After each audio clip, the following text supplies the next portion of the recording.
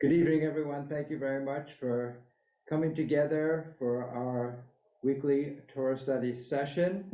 We are in Parshat Vayechi, which is in the book of Genesis, in chapter 47, beginning at verse 28. We'll read through the English translation of our portion, then I'll share with you a little bit of focused study about our portion, and then we'll open it up for our collective conversation.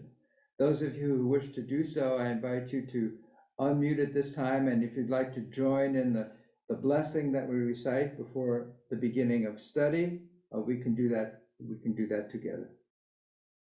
Baruch Atah Adonai Eloheinu melech haolam asher kidshanu b'mitzvotav u'tzivanu b'divrei Torah. Thank you, God, for the opportunity to immerse ourselves in words, deeds, and relationships of Torah.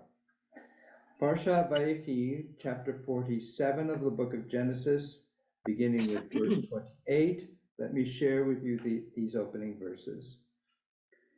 Jacob lived 17 years in the land of Egypt, so that the span of Jacob's life came to 147 years. Where are we? And when the time approached for Israel to die, 47, verse 28. he summoned his son Joseph and said to him, "Do me this favor. Place your hand under my thigh as a pledge of your steadfast loyalty. Please do not bury me in Egypt. When I lie down with my ancestors, take me up from Egypt and bury me in their burial place." He replied, "I will do as you have spoken." And he said, "Swear to me." And he swore to him. Then Israel bowed at the head of the bed. Richard, would you like to read a little bit at the start of chapter 48? Yes, thank you. Sometime afterward, Joseph was told, "Your father is ill." So he took with him his two sons, Manasseh and Ephraim. When Jacob was told, "Your son Joseph has come to see you," Israel summoned his strength and sat up in bed. And Jacob said to Joseph, "El Shaddai appeared to me at Luz in the land of Canaan, and he blessed me. And he said to me, I will make you fertile and numerous, making you a community of peoples, and I will give this land to your offspring to come for an everlasting possession. Now your two sons who were born to you in the land of Egypt before I came to you in Egypt shall be mine. Ephraim and Manasseh shall be mine, no less than Reuben and Simeon. But progeny born to you after them shall be yours. They shall be recorded instead of their brothers in their inheritance. I do this because when I was returning from Padam, Rachel died to my sorrow while I was journeying to the land of Canaan, when still some distance short of Ephrath, and I buried her there on the road to Ephrath, now Bethlehem. Thank you, Richard. And Dave Lev, would you like to read a little bit, beginning at verse 8 of chapter 48? Okay. Noticing Joseph's sons, Israel asks, "Who are these?" And Joseph said to his father, "They are my sons whom God has given me here. Bring them up to me," he said, "that I may bless them." Now Israel's eyes were dim with age. He could not see, so Joseph brought them close to him, and he kissed them and embraced them. And Israel said to Joseph, "I never expected to see you again, and here God has let me see your children as well." Thank you so much, Dave. Let me invite Margot. Would you like to read a little bit? And that was the paragraph that I thought was so poignant. Thank you. Joseph then removed them from his knees and bowed low with his face to the ground. Joseph took the two of them, Ephraim with his right hand to Israel's left, and Manasseh with his left hand to Israel's right, and brought them close to him. But Israel stretched out his right hand and laid it on Ephraim's head, though he was the younger, and his left hand on Manasseh's head, thus crossing his hands, although Manasseh was the firstborn. And he blessed Joseph, saying, the God in whose ways my fathers Abraham and Isaac walked, the God who has been my shepherd from my birth to this day, the angel who has redeemed me from all harm, bless the lads in them that my name be recalled, and the names of my fathers, Abraham and Isaac, and may they be teeming multitude upon the earth. Thank you so So, much, Mark. okay. Thank you, Mark. Tiffany, would you like to read a little bit from? I will pass. Thank you, Tiffany. Thank- And then Justin, would you like to read starting at verse 17?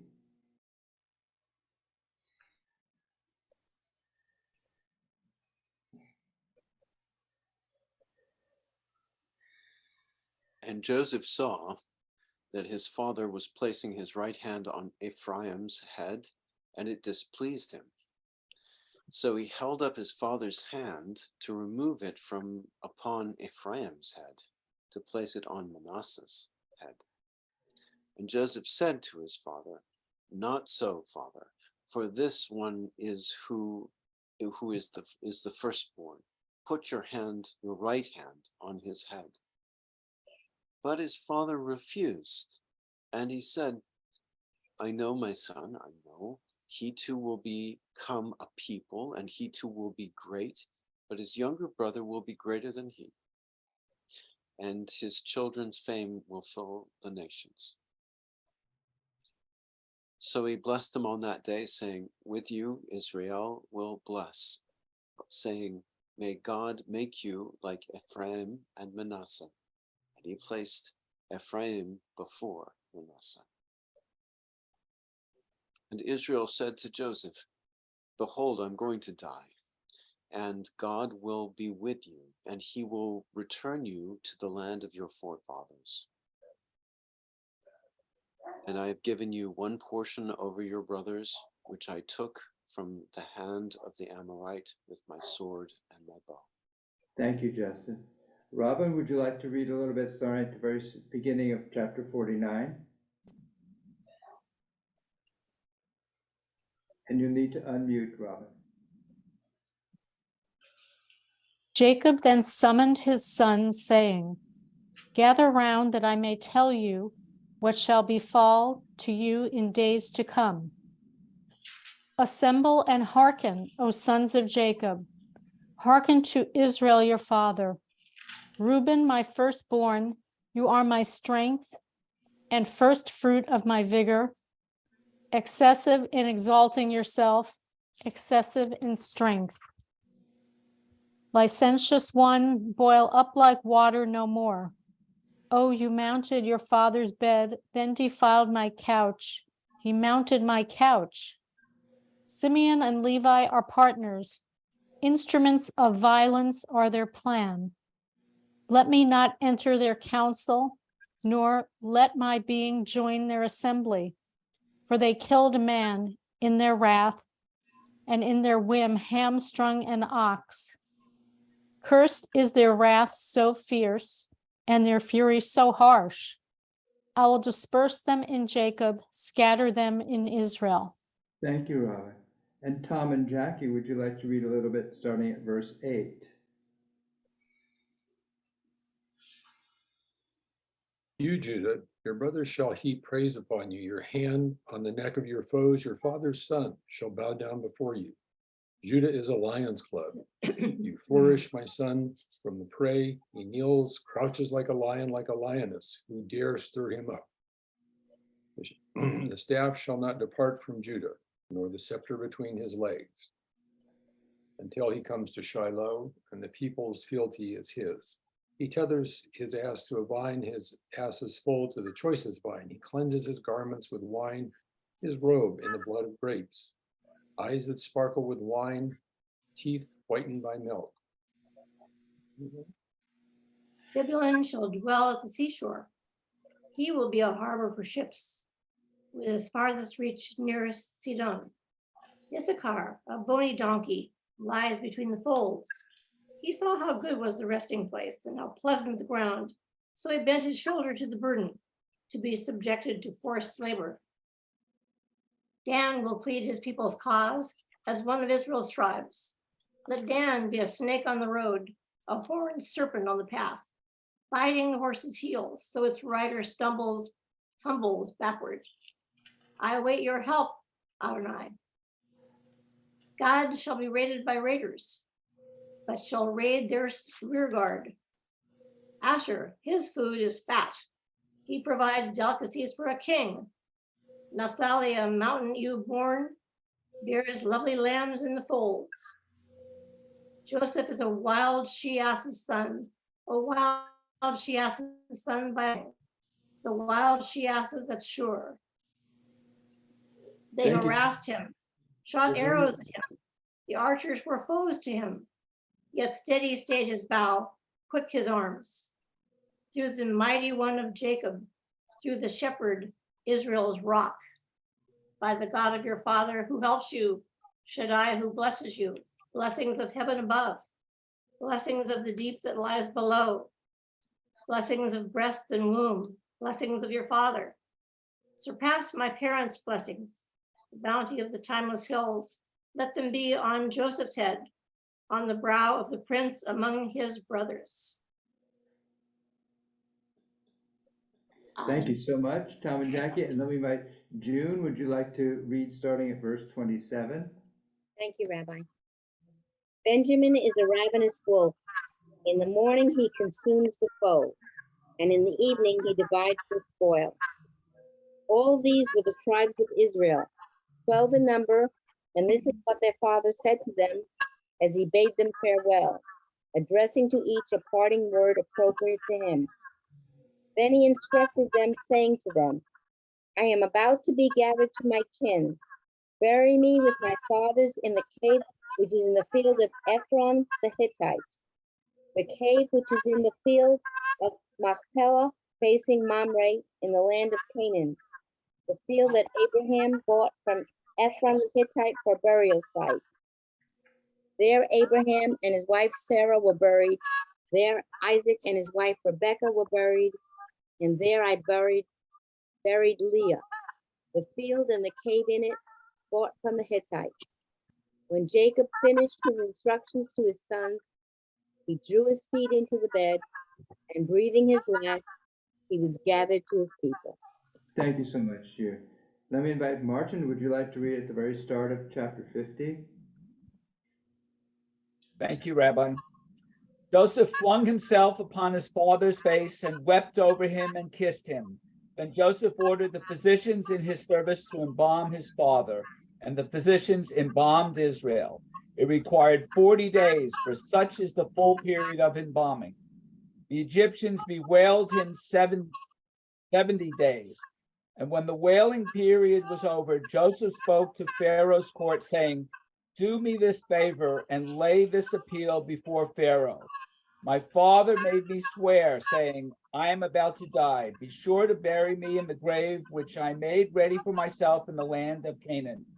Now, therefore, let me go up and bury my father, then I shall return. And Pharaoh said, go up and bury your father as he made you promise on oath. So Joseph went up. Let me invite, thank you so much. Let me invite David and Susan now to read beginning at verse 7. Thank you, Martin. Thank you, Rabbi. And Joseph went up to bury his father, and all Pharaoh's servants, the elders of the household, and all the elders of the land of Egypt went up with him, and all the household of Joseph and his brothers and his father's household. Only their little ones and their flocks and their cattle they left in the land of Goshen. And chariots and horsemen as well went up with him, and the procession was very great. And they came to the threshing floor of Atad, which is across the Jordan. And they had a very big and heavy funeral. And he made a mourning for his father for 7 days. And the Canaanite residents of the land saw the mourning at the threshing floor of Atad and said, this is a heavy mourning in Egypt. On account of this, its name is called Abel of Egypt, which is beyond the Jordan. And his sons did so for him as he had commanded them. And his sons carried him to the land of Canaan and buried him in the cave of the field of Machpelah, as Abraham had bought the field as a possession for a tomb from Ephron the Hittite, facing Mamre. And after his burial of his father, Joseph came back to Egypt, and he and his brothers and all those who went up with him to bury his father. Thank you both so much. Let me invite Robert, would you like to read a little beginning at verse 15? Yes, thank you. And when Joseph's brethren saw that their father was dead, they said, Joseph will peradventure hate us, and will certainly requite us all the evil which we did unto him. And they sent a messenger unto Joseph, saying, Thy father did command before he died, saying, So shall ye say unto Joseph, Forgive, I pray thee now, the trespass of thy brethren and their sin, for they did unto thee evil. And now we pray thee, forgive the trespass of the servants of the God of thy father. And Joseph wept when they spake unto him. And his brethren also went and fell down before his face, and they said, Behold, we be thy servants. And Joseph said unto them, Fear not, for I am in the place, for am I in the place of God? But as for you, ye thought evil against me, but God meant it unto good, to bring to pass, as it is this day, to save much people alive. Now therefore fear ye not, I will nourish you and your little ones. And he comforted them and spake kindly unto them. Thank you, Robert. Thank you so much. Let me invite Catherine, would you like to read starting at verse 22? Thank you, Rabbi. So Joseph and his father's household remained in Egypt. Joseph lived 110 years. Joseph lived to see children of the third generation of Ephraim, the children of Mahir, son of Manasseh, were likewise born upon Joseph's knees. At length, Joseph said to his brothers, I am about to die. God will surely take notice of you and bring you up from this land to the land that he promised on oath to Abraham, to Isaac, and to Jacob. So Joseph made the sons of Israel swear, saying, when God has taken notice of you, you shall carry up my bones from here. Joseph died at the age of 110 years, and he was embalmed and placed in a coffin in Egypt. Thank you, everyone. That's our entire Torah portion for the week. Indeed, it closes out the book of Genesis, and there is a particular recitation that we have acknowledging the conclusion of a book of Torah, and its translation is, be strong, and we shall be strengthened. And in Hebrew, if you'd like to join in saying it, we can say, Chazak, nit chazek. Strong, be strong, we shall be strengthened. I'd like to share with you a little bit of a focused study that I prepared about this week's Torah portion, and then at conclusion of that, we'll open it up for our collective collaborative conversation about the Torah portion. If you have a copy of the study sheet that was sent out both by email and was posted on the Facebook page, I invite you to take it out now, and I'm going to walk through it a little bit.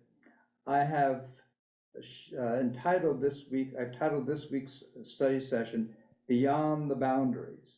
And in a sense, what we're dealing with in boundaries is in many different dimensions here, because we reach the end of a book of Torah. That, in a sense, is a kind of boundary.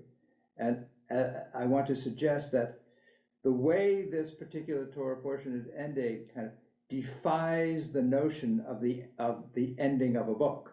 It's really opens up the beginnings of a new book, if you will. And there are other aspects that we'll be covering in which I want to suggest that this Torah portion is teaching us what it means to, in a sense, defy the existence of boundaries. And you may recall that Abraham, back in the early part of Genesis, is called an Ivrit. Abraham the Ivrit, and the word Ivrit comes from the Hebrew word which means to cross over.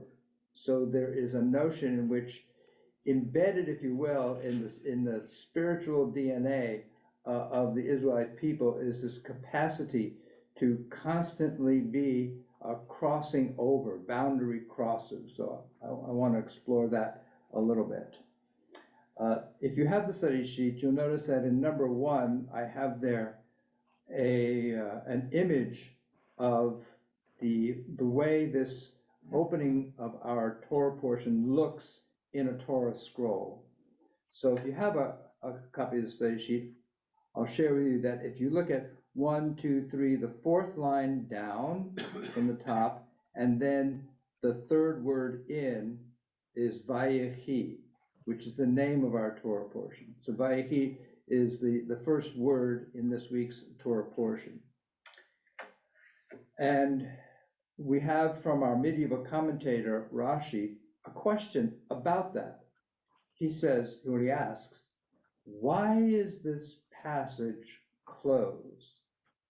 And what he means by that is that there is a rule about how these Torah portions are to be constructed when they're written in a Torah scroll. And one of the scribal rules is that there's supposed to be a space of at least 9 letters between the end of one Torah portion and the beginning of another Torah portion.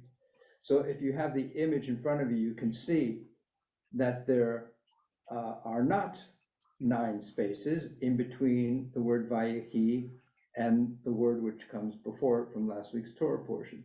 So that's why he's saying there's something that defies the norms of how this portion should be written. It is, as he describes it, a closed portion. Now, before we begin kind of pursuing that a little bit further, I want to suggest that just as grammatically, our opening Torah portion in Genesis, Bereshit, also defied some scribal and grammatical norms, so too does this one defy some scribal norms. Bereshit defies some grammatical norms because the word Bereshit should be followed by a noun, but in fact it is followed by a verb. And so there's something strange there. So when we read the opening of Genesis, we are somewhat stunned and thrown off balance by the notion, well, this is not how these words should appear.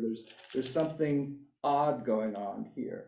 And so Bereshit kind of confounds our notion, if you will, of what it means for an opening. An opening should be clear and should provide some kind of setting and foundation for what follows. And instead, the foundation, at least grammatically, is quicksand. It opens up for us an uncertainty about what's happening. And here, Vayechi, just as Bereshit confounds the notion of what's an opening, I want to suggest that Vayechi confounds our notion about, well, what's a closing supposed to look like? Because it should look different. And in fact, instead of this being a resolution to some saga that we've been reading, it's actually going to be the opening up of a whole new saga. So Rashi is going to follow up with this bit of detailed. So I want to suggest that people be muted, okay, until we're ready for our discussion. So Rashi is going to follow up by saying, well, this is what Jacob is saying. He's at the very beginning of our Torah portion. He's saying in 49, chapter 49:1, when Jacob calls his sons and says, come together and I may tell you what is to befall you in the days to come. I think that's kind of how our translation rendered it. Rashi points out that literally what it says is, I will tell you what will happen, ba'achorit hayamim. Literally that means in the end of days. That phrase, ba'achorit hayamim, is really a prophetic phrase that you'll see in Isaiah and elsewhere in prophets. And it almost has an apocalyptic or messianic notion to it, the end of days. And so Jacob said, I'm going to tell you everything. I'm going to tell you exactly what history is going to look like. I'm going to tell you everything that's going to happen and how it's all going to end. And Rashi's comment about Jacob's initial intention here to tell his sons, I'm going to tell you exactly how the world's going to unfold and what the end of days are going to look like. Rashi says, he wished to reveal to them the end of all exiles, but the Shekhinah departed from him and he began to say other things. This is in a sense what Rashi is meaning about. This is a closed portion because Jacob was ready to reveal how everything is going to end, and then something happened. Some kind of shadow perhaps came over him, some kind of closing came over him, and instead of revealing all that, he started to share something else with them, something that was maybe more personal and descriptive of their own, the son's characters. So in a sense, I want to suggest the closing of the book of Genesis is really an opening. Because by not foreclosing for his sons what the end point will be, Jacob opens up for them a world that will be created by their choices. Instead of prophetically telling them exactly what's going to happen, he pulls back from that and says, maybe it's better for you to, instead of knowing exactly how things are going to unfold, maybe the world would be better if it's a world that you make through your own choices, rather than knowing how things are going to resolve. This notion about making choices has been, from the very beginning of Genesis, a key theme.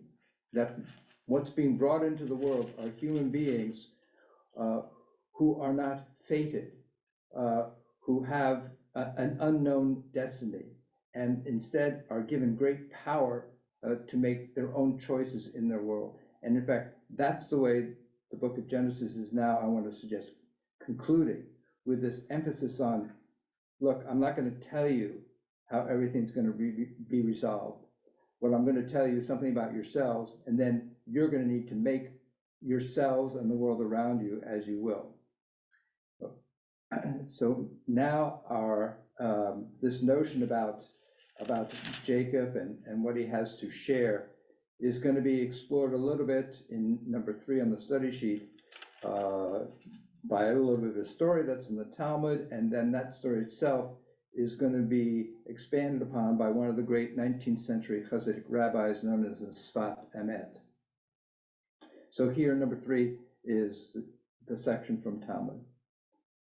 And just to give you a little bit of an introduction, 2 rabbis essentially are having dinner and they're talking about a number of things, including death. After they had finished dinner, Rabbi Yitzhak said, this is what Rabbi Yochanan said. Our father Jacob didn't die. Rabbi Nachman said, well, but surely there was eulogizing and embalming and burying him. Was it for nothing that they did this? Rabbi Yitzhak said, hey, I'm just interpreting a biblical verse.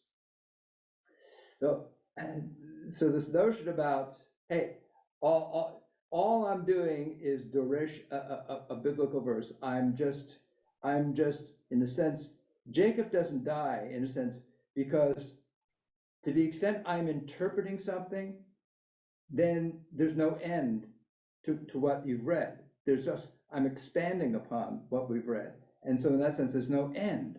There's no conclusion to the story. Okay. So this is what the Sfat Emet has to say. Even though he was in the land of Egypt, he knew that all of Egypt was just a hiding, inside of which there was nothing but that divine life force. In the Talmud, Rabbi Yochanan says, Jacob, our father, did not die. When the sages objected, well, was he mourned, embalmed, and buried for naught? Rabbi Yochanan answered, hey, I'm just interpreting scripture. Sfat Emet goes on, when a person seeks to interpret scripture and struggles at it, oral Torah is created. Such a person can find some of the light that comes from Jacob our father's living, even within the hiding. If you remember in past sessions, we've talked about this notion about hiding and disguise and what's involved in hiding. When one hides and disguises, is one really hiding something or disclosing something? And the Sfat Emet here seems to be suggesting that when we begin to interpret structure, we create some new wisdom, some new insight. And to the extent we create new wisdom and new insight, that's expanding the light of Torah in this world. And in a more contemporary sense, I think that same notion about what it means to be exploring what's written rather than merely to accept what has been written is conveyed by the great novelist D.H. Lawrence in number 4 here, who said, a book lives as long as it is unfathomed. Once it is fathomed, it dies at once. So to the extent that we begin to explore things and expand upon the possibilities of what this writing means, it has a vitality. And that's what oral Torah is meant to convey, that this is a living document that has multiple energies that have yet to be unleashed by generations before us. I'm fascinated by the term that D.H. Lawrence uses here, fathomed, because anyone here a sailor, do you know what the term fathom means? Okay, David, go ahead, unmute and tell us what fathom means. It means find the bottom. It means you send a line with a weight on it down until you find the bottom. And if you run out of line before you find the bottom, then it's unfathomed. Okay, and do you know how deep is a fathom? I don't remember, but there are many of them on a line. 6 feet, I understand. Is that correct? Wait, Tom, let me call on Tom. Go ahead, Tom. You were in the Air Force, not the Navy. I don't know, but go ahead. No, I was in the Air Force. Yeah, we didn't need feet. I think it's around 3 feet. How far? 3 feet, 6 feet. 3. So it's twice that. 6 feet is a fathom. So which is kind of fascinating, because how deep do we bury? What's the standard for burying someone? 6 feet. So the notion of a fathom, I just thought of this, that there's a relationship between a fathom and death, fathom and burial. And here D.H. Lawrence once seems to be saying that a book lives to the extent that you haven't given it 6 feet underground, that you haven't given it 6 feet worth. And once you've given it 6 feet worth, it's like dead and buried. Okay, and so D.H. Lawrence here is saying, to the extent we continue to either keep it above ground or we don't bury it, then a book retains some kind of dynamism. Okay, and so this is what a lot of contemporary literary theory talks about, which is a book suffers a certain fate just from being a book, because it's got a beginning and an end. It's got a front cover and a back cover. And you think that once you've gone from the front cover to the back cover, then it's over with. And so the notion of how do you preserve a book from its own fate of being a book? Well, the way you do that, according to D.H. Lawrence, is you continue to dig through it. You continue to see the mystery within it. You continue to wonder about what it all means. And I want to suggest that is indeed what Sfat Emet is saying. That's what Rashi is saying. That's what these commentators are all saying, that don't imagine that what you're reading here really has a beginning and an end. The beginning of Bereshit is not really a beginning. The end of Genesis is not really an end. And it's all quite a mystery and fascinating. And there's a certain allure and enticement that just the way these narratives are structured, the way the Hebrew grammar is structured, that draws us in to want to explore, to want to lidrosh, to interrogate it and investigate it, which is what Rabbi Yitzhak says in the Talmud he's doing. Hey, I'm just lidroshing a biblical verse. And that's the way to keep it alive, which is to continue to dig through it and mine out of it additional understandings. Okay. So I invite you to go ahead and flip over if you have the study sheet. And number 5 is a quote from an extraordinary article written by Andrew Craig called Closure and the Novel. And he was quite fascinated with what does it mean to have an ending to something. What really makes his article so compelling is not merely what he wrote in it, but that he wrote it while he was going through chemotherapy. He had Hodgkin's, and he had several relapses, and he died, I think, about 3 years after he wrote this piece. So here he describes in the article, sitting there, having the chemotherapy dripping through his veins, and he begins to reflect upon what does it mean, what do beginnings mean, what do endings mean, what does it mean for a novel to want to have a beginning, a middle, and an end? Is that really the way things are? So here's what he wrote in that article. Closure is the sense that something has not merely ended, but instead has been resolved and is now complete. Closure is always a fiction. Even the beginning and ending of life are hotly contested issues in law, in religion, and in ethics. You know, it's in the article that I wrote for this week, I started off talking about the Supreme Court's decision which overturned Roe v. Wade, which has opened up the opportunity for every state in the union to craft its own decision about how to address matters of abortion. And all those policies and laws are now focusing on issues about, well, when does life begin? And it focuses on what it considers to be a matter of biology. Well, if it begins at this point, we shouldn't disrupt the fetus's the growth. And then, of course, on the other side, people who are saying, no, you know, the value of the woman's life is also at stake here.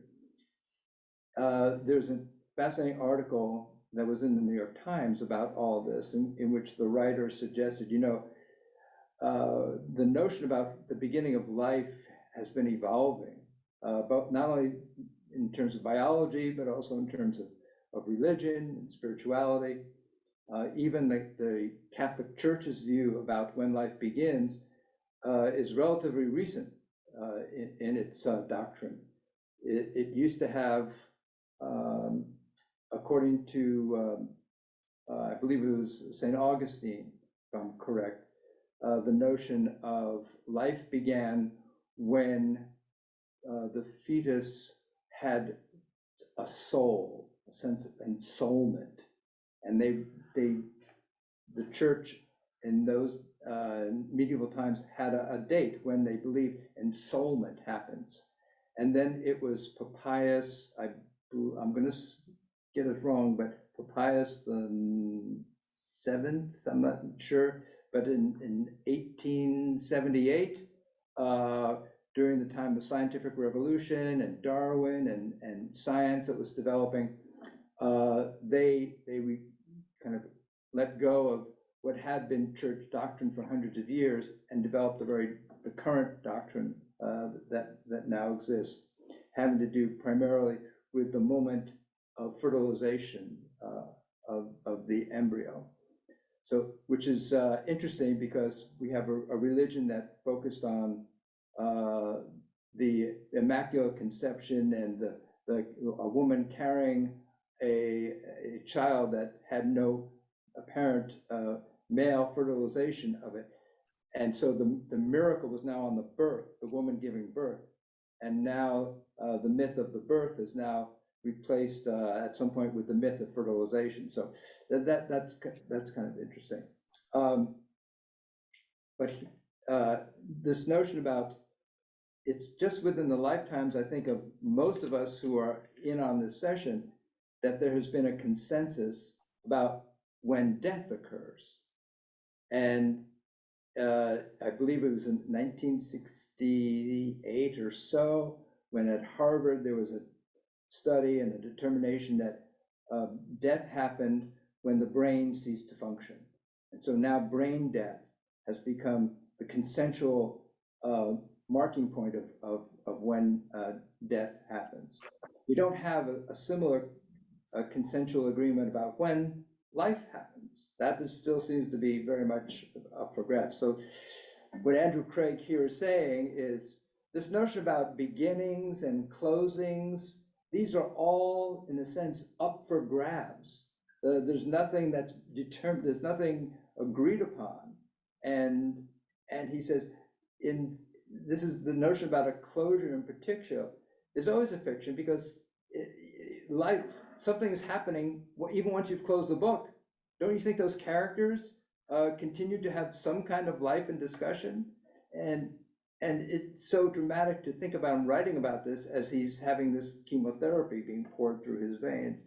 This notion about this possibility that what we think of as an ending is not really an ending.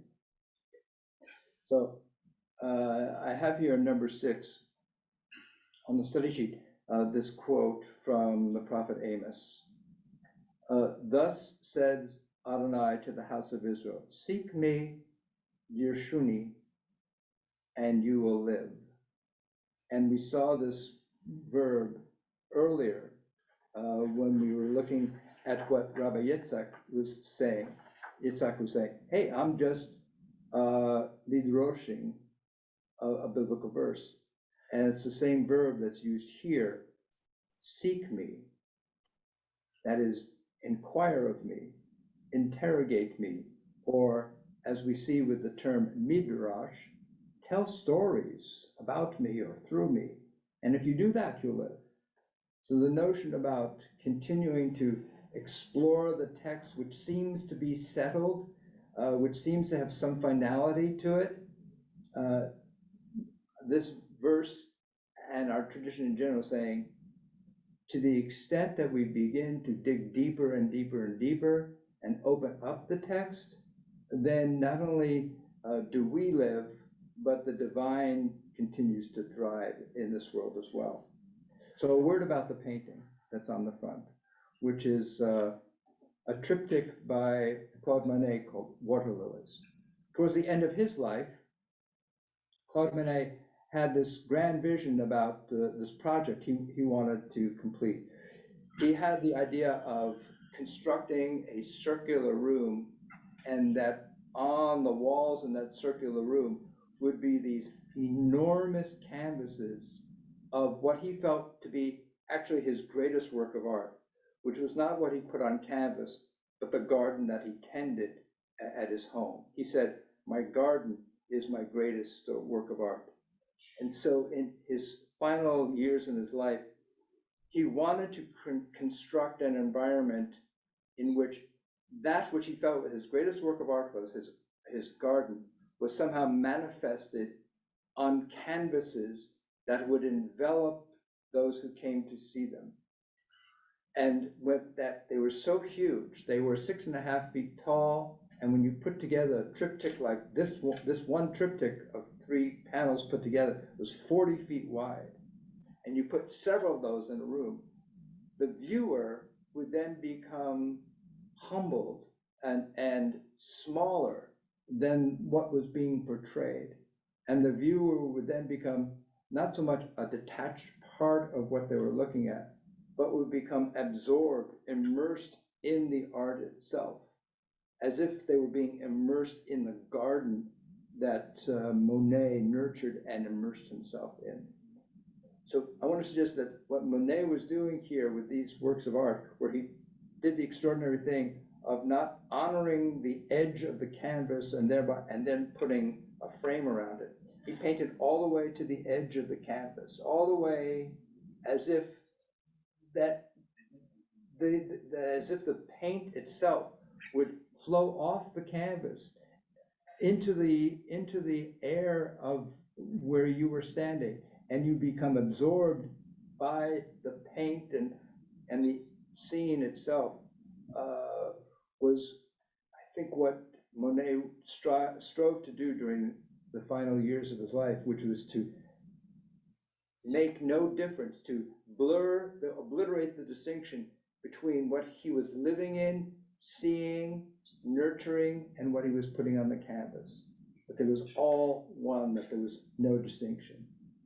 And that sense of obliterating the distinction between one's physical presence and something that was eternal is what we call in Jewish spiritual practice devekut, which means to be attached to the source of all life, to be attached to God, to transcend a distinction between oneself and all.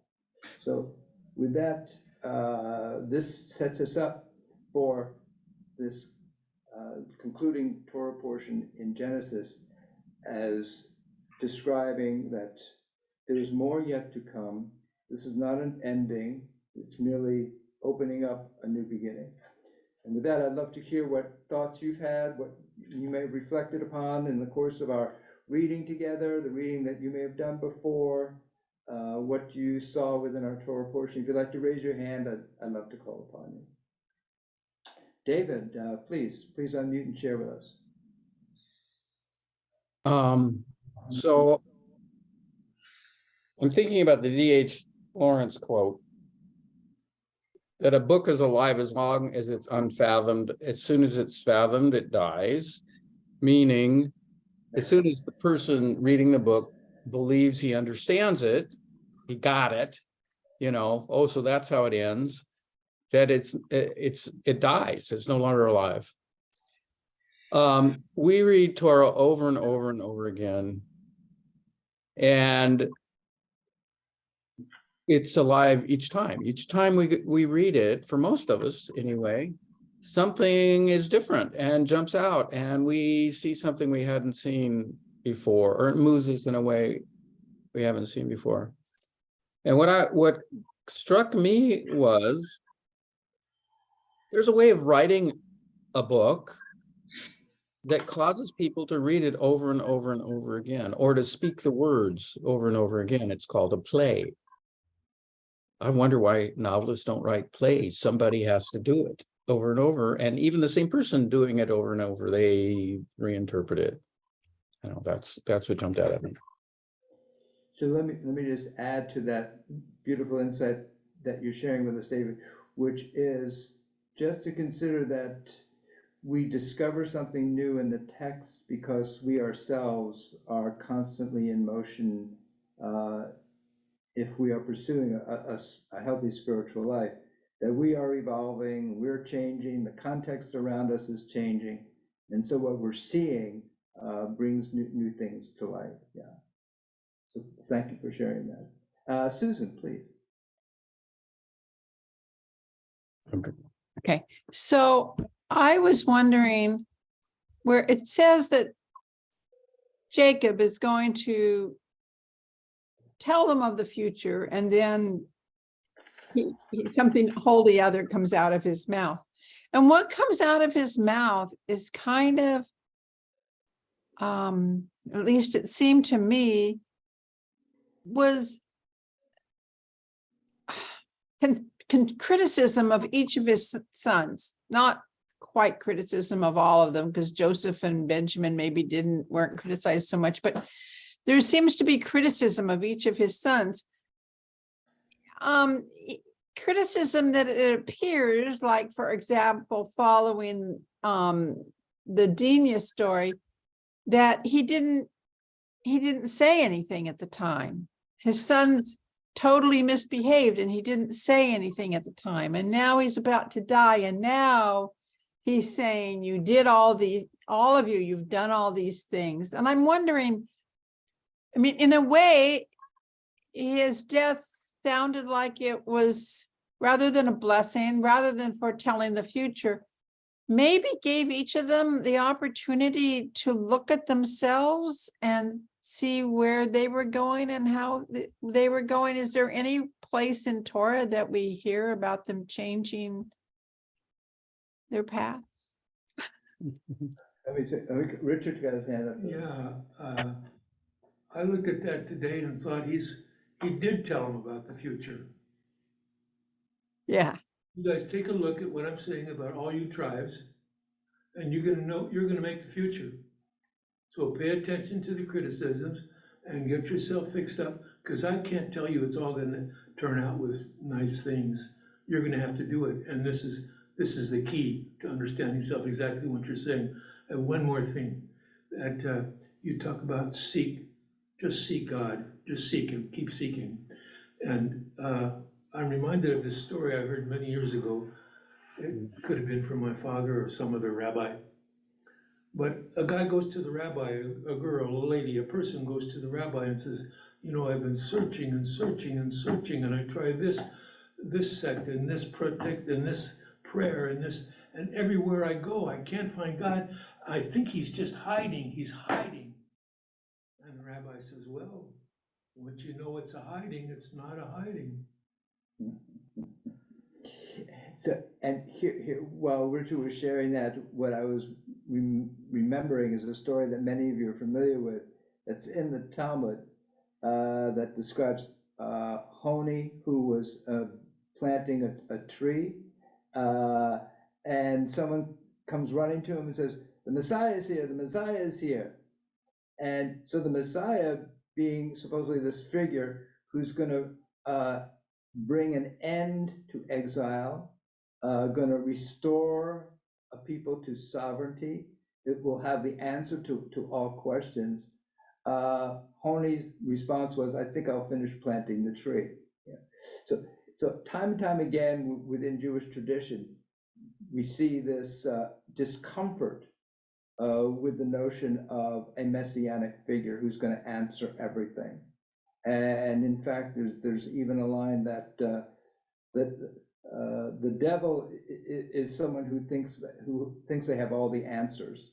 So the notion about having an answer, a finality to everything, is so contrary to what Jewish tradition says moves us forward as human beings. So here, yeah, instead of giving some comforting words to his sons, oh, you're so smart, oh, you're the most handsome, or oh, you're the cleverest, or oh, you know, he instills some instability within them. Just as our Bereshit begins with a sense of instability. What does this word Bereshit mean? It destabilizes our sense of grammar and destabilizes our sense of of uh, where things are beginning from even. I want to suggest that Jacob is furthering this destabilization as a way to promote growth and development. So thanks for bringing that up. Oh, I've got Robert and Catherine and Tom, Jackie. Go ahead, Robert. Thank you. Always a lovely evening. You know, I don't have the familiarity with the Old Testament that I do with my own scripture. And in the 50 years I've been a Baha'i, there's some books I've read at least 50 times. And as you've described, each time it's anew. And I think of it as a living ocean. No matter, and I was raised near the ocean, by the way, here, Seal Beach, not far. And so every time we go into the ocean, it's a new experience. No matter how many pearls we bring up from the ocean of revelation, we can never get all the luster from them. And I'm reminded of a verse again from my own scripture, which I think fits in, where it says, 1 hour's reflection is preferable to 70 years of pious worship, which goes to the idea that you shared. What is the meaning? What is the significance? What is the depth? Where is the spirituality? What is it that will change, transform me? Day by day, step by step, arise and struggle, right? Thank you. Thank you. Thank you so much, Rob. Beautiful, and thank you for sharing that bit of wisdom from Baha'i. Thank you. And Catherine? Yes, I'm struck by the fact that we don't just have in this parsha, we don't just have one death, but we have more than one death. And in a sense, that is encouraging us to think beyond the boundaries. Just the fact that these are juxtaposed, because we're not just thinking about the fact that they have died, but how they die. You know, what is left for those living to do once they die. And in each case, there's something left for the living to do. And I think that's very important. And I don't know, I think that my thought stops there, but I was just struck by how the process in each case is very significant. So here's what you got me to think about, and then I'm going to call Jackie and Tom, and Magical Mervyn here has something to say also. What you got me thinking about, our Haftarah for this Torah portion is about the death of David. And King David is on his deathbed. And he calls his son Solomon in and says, you're now going to inherit the throne, and you're going to do great things. And oh, by the way, here's my instruction for you. Kill all our enemies. So, and to the extent to which Solomon does or doesn't do those things, he's going to be making a choice about which aspect of his father's own legacy he's going to embrace and which he may not. And so there again, we have this image of a rather distressing form of a deathbed scene, far more distressing, I think, than the one that we're having here with Jacob. But in which his personality is going to be revealing itself in all of its conflict and complexity, and presenting itself to his son, and his son's going to be having to make a choice, just the way all of us as children have to make a choice about what we are going to absorb from the legacy of our own parents, and which we will now place our own imprint upon and our own personality upon. So let me call upon Jackie and Tom, and then I'll get to Mervyn. Thank you. Yeah. The thing about the prophecies, the big prophecy, I guess, didn't come to pass, but aren't there a bunch of mini prophecies in here, like Simon and Levi, I'm not going to take your counsel, and Judah, your father's son shall bow down to you, the lion's cub, Zebulun, you'll dwell at the seashore. Aren't those prophetic? Yeah, so I get what you're saying. The question is, sometimes people are able to, especially parents perhaps, are able to see in their children something that children don't see in themselves. They see characteristics or traits or maybe they even see paths that their children are likely to follow. And it's always a good question about, I'm going to tell you what your path is going to be like. You're going to have a really hard time finding a good mate for yourself because of these traits that you have within you. Or you're going to go from trade to trade to trade because you're so inquisitive and you can't settle down in one place. It's always a good question about, as a parent, should I say all that? Or should they just figure that out on their own? And here, so is what Jacob is saying kind of a bit of seeing into the future about what's going to happen with their children? Or is he merely saying, this is what your personality is, this is what your traits are, and this is what it's likely to lead to? But again, I want to suggest that ultimately he's causing some degree of disconcertedness. No, that's not the right word. A certain degree of disconcert within each one of them, causing them to, I think, wonder about, well, who am I really, and what am I going to be doing? And so I think that's more of what it leads to.